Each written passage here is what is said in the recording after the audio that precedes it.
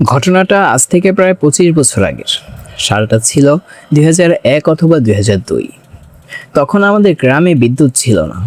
রাতে পড়াশোনা করতে হেরিকেন জ্বালাতে হতো।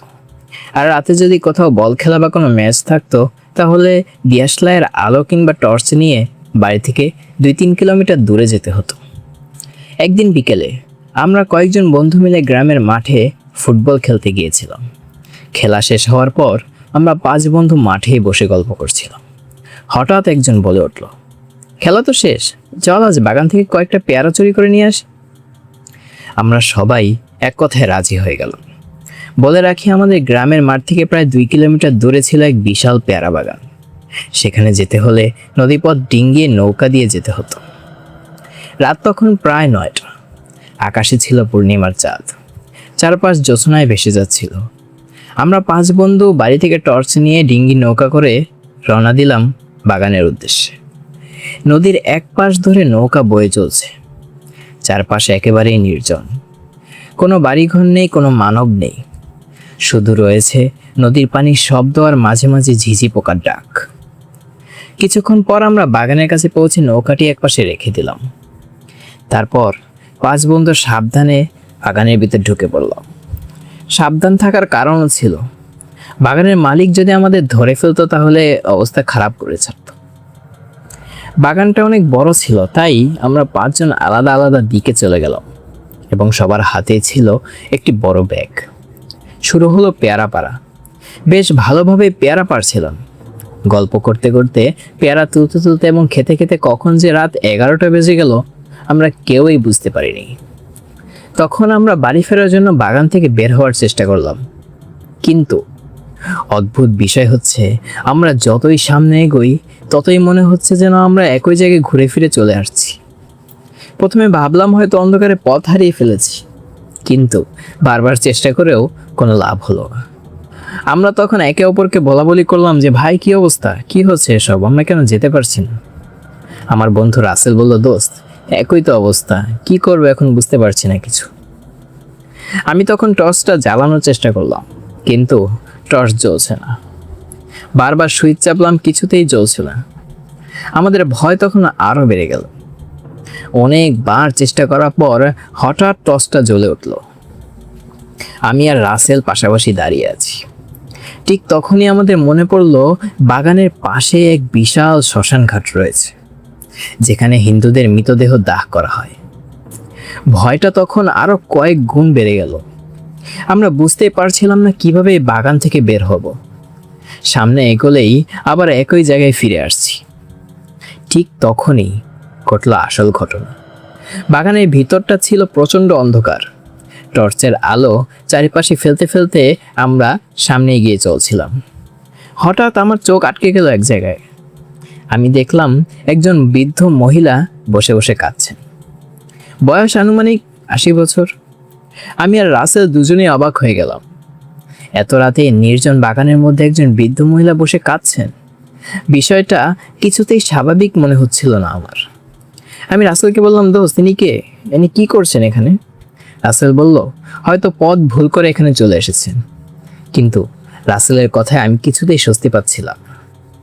এর কিছুক্ষণ পর হঠাৎ করে একজন চিৎকার করে উঠল। আমরা চিন্তা করে বুঝলাম যে এই চিৎকারটা আমাদের বন্ধু মিলনের। চিৎকার শুনে আমরা সবাই দৌড়ে তার কাছে গেলাম। আমি বললাম, কি হয়েছে, চিৎকার করছিস কেন? মিলন কাঁপতে কাঁপতে বলল, দোস্ত আমার পায়ে কে যেন কামড়ে দিয়েছে। আমরা সঙ্গে সঙ্গে টর্চের আলো তার পায়ের উপর ফেললাম। দেখলাম সত্যিই তার পা থেকে রক্ত পড়ছে, আর পায়ে কামড়ের স্পষ্ট দাগ।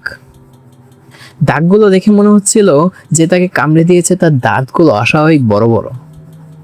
আমি মিলনকে বোঝানোর চেষ্টা করলাম, আরে হয়তো কিছুর সঙ্গে লেগে গেছে, এত ভয় পাওয়ার কিছু নেই। কিন্তু তখন আমরা বুঝতে পারিনি সামনে আমাদের জন্য আরো ভয়ঙ্কর কিছু অপেক্ষা করছে। হঠাৎ খেয়াল করলাম আমরা তো 5 জন ছিলাম, কিন্তু এখন আমাদের সঙ্গে মাত্র 4 জন। একজন নেই। বন্ধু হৃদয় কোথায়? আমরা ভাবলাম হয়তো সে এখনো পেয়ারা পারছে। রাত অনেক গভীর হয়ে গেছে, তাই 4 বন্ধু মিলে হৃদয়কে খুঁজতে শুরু করলাম। আর তখনই আমরা ঘুরে ফিরে সেই বৃদ্ধ মহিলার কাছে আবার পৌঁছলাম। কিন্তু এবার দৃশ্যটা ভিন্ন ছিল। যে বৃদ্ধ মহিলা একটু আগে বসে বসে কাঁদছিলেন, তিনি এখন বসে নেই, দাঁড়িয়ে আছে। আমি টর্চের আলো ধীরে ধীরে তার পায়ের দিকে ফেললাম, আর যা দেখলাম তা দেখে আমাদের শরীর রক্ত যেন হিম হয়ে গেল। ওনার কোনো পা ছিল না। বৃদ্ধ মহিলাটি মাটিতে দাঁড়িয়েছিলেন না, বরং শূন্যে ভেসেছিলেন। তারপর আস্তে আস্তে টর্চটা আমি তার মুখের দিকে ফেললাম। মহিলার মুখ থেকে রক্ত ঝরছে, আর মুখের দাঁতগুলো ছিল অস্বাভাবিক বড় বড়। আমরা চারজন আর এক মুহূর্ত সেখানে দাঁড়ালাম না, প্রাণপণে দৌড়াতে শুরু করলাম। কিন্তু দৌড়াতে দৌড়াতেও একটা কথাই মাথায় ঘুরছিল, হৃদয় কোথায়? এক সময় আমরা বাগানের শেষ প্রান্তে পৌঁছে গেলাম।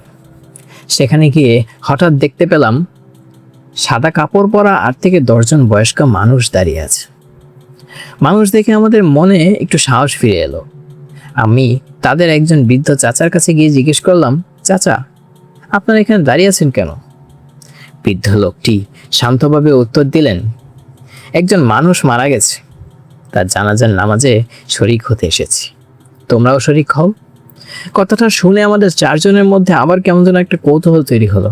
একজন মানুষ মারা গেছে, লাশটা কেমন সেটা দেখার ইচ্ছা হলো। আমরা চারজন এগিয়ে গেলাম সেই খাটিয়ার কাছে। খাটিয়ার উপর সাদা কাপড়ে ঢাকা একটি লাশ। আমি ধীরে ধীরে কাপড়টা সরিয়ে লাশের মুখ থেকে টর্চের আলো ফেললাম তার মুখে। তারপর যা দেখলাম তা আমি জীবনে কখনো ভুলতে পারবো না। খাটিয়ার উপর যে লাশটি পড়ে রয়েছে সেটা অন্য কারো লাশ নয়, সেটা আমাদের হারিয়ে যাওয়া বন্ধু হৃদয়ের লাশ। আর সবচেয়ে ভয়ঙ্কর ব্যাপার হলো, হৃদয় আমাদের চারজনের দিকে বড় বড় চোখ করে তাকিয়ে রয়েছে এবং আমাদের দিকে তাকিয়ে হাসছে, অদ্ভুত এক হাসি। দৃশ্যটা দেখার সঙ্গে সঙ্গে আমার বাকি 3 বন্ধু প্রচন্ড চিৎকার করে জ্ঞান হারিয়ে মাটিতে পড়ে গেল। আমি চারপাশে তাকালাম। কিছুক্ষণ আগেও যেখানে 8 থেকে 10 জন সাদা কাপড় পরা মানুষ দাঁড়িয়ে ছিল, সেখানে এখন একজন মানুষও নেই, কেউ নেই, শুধু সেই খাটিয়া, আর খাটিয়ার উপর পড়ে আছে হৃদয়ের লাশ। এরপর আমিও জ্ঞান হারিয়ে ফেললাম। কতক্ষণ পর জ্ঞান ফিরেছিল জানি না। চোখ খুলে নিজেকে আবিষ্কার করলাম একটি শ্মশান ঘাটের ভিতরে। সেই শ্মশান ঘাট, যে শ্মশান ঘাটের ভয়ে আমরা ভীত ছিলাম। আমার পাশে আমার বাকি 3 বন্ধুও পড়ে আছে। একটু একটু করে সবার জ্ঞান ফিরল, কিন্তু হৃদয় কোথায়? আমরা চারজন চারদিকে তাকাতে লাগলাম, আর তখনই চোখে পড়লো শ্মশান ঘাটের একটি বাঁশের দোলনায় একজন মানুষ ঝুলছে। আমরা টর্চের আলো ফেললাম। তারপর যা দেখলাম তাতে আমাদের আর কোনো সন্দেহ রইল না, সেটা ছিল আমাদের বন্ধু হৃদয়। সে বাঁশের দোলনায় ফাঁস দিয়ে ঝুলে আছে। আমরা কোনোভাবে তাকে নামিয়ে কাঁধে করে বাড়িতে নিয়ে এলাম। পরে তার দাফন কাফনের ব্যবস্থা করা হলো। এরপর আমরা যে যার বাড়িতে চলে গেলাম। কিন্তু সেই রাতের ঘটনার পর আমরা সকলেই প্রচণ্ড জ্বরে পড়ে গেলাম। আর যে বন্ধু মিলনের পায়ে কামড় দিয়েছিল কেউ, সেই বন্ধু দুঃখজনকভাবে কয়েকদিন পর মারা গেল। সেই ঘটনার পর থেকে আমরা কখনো রাতে একা বাইরে বের হওয়ার সাহস করিনি। আজও সেই রাতের কথা মনে পড়লে শরীর শিউরে ওঠে। সেদিন আসলে কি ঘটেছিল? আমরা কি কোনো সত্যি অশরীরী শক্তির মুখোমুখি হয়েছিলাম, নাকি রাতের অন্ধকারে এমন কিছু দেখেছিলাম যার কোনো ব্যাখ্যা আজও আমাদের জানা নেই? সেই রাতের রহস্যটা আজও রহস্যই রয়ে গেছে আমাদের কাছে।